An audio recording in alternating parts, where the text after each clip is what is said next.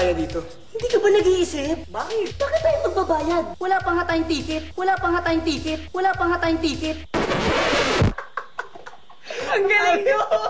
Astig talaga tayo! Pero nandali, kailangan matalo natin yung, yung dalawang yan. Ang newest ultimate duo ng YouTube. Mga kwelang uploaded lip-sync videos ng mga sikat na kanta. 7 million hits lang naman ang YouTube page nila.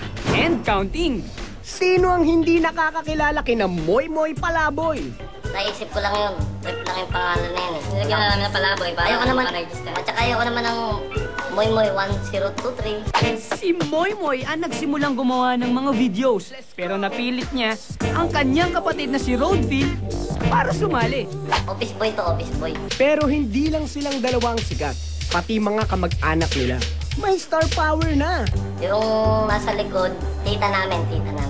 Ang pangalan niya ay Mama Auntie. Ngayon, di lang sa internet, celebrity ang dalawa. Tuwing Biyernes, napapanood na sila sa Bubble Gang at nakikipagkulitan din sa MTV Philippines. Kablog! Kablog! Ang coolest tindang bayan. Kablog! Kablog! Super barkada ng bayan.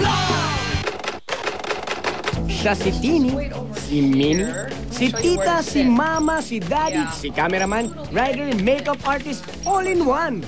Well, come follow me. It all starts at my grandma's house. That's right. Ang video vlog ni Christine Gambito na mas kilala bilang Happy Slip sa internet.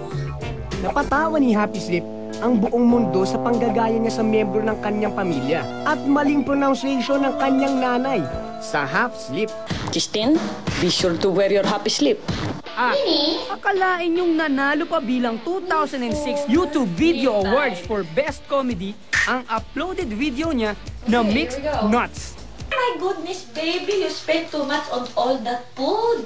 Come on, you no. Oh, come on, take it now, baby. No, I'll not take it.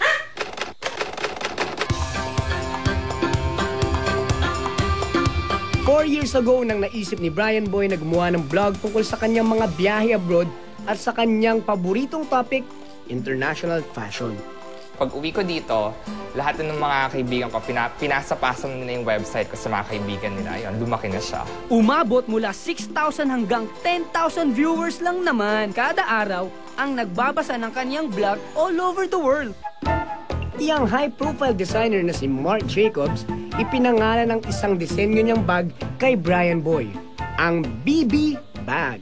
Maganda nga na madami yung tao nagbablog kasi it's an opportunity. Lahat tayo may mga storya na gusto natin ikwento.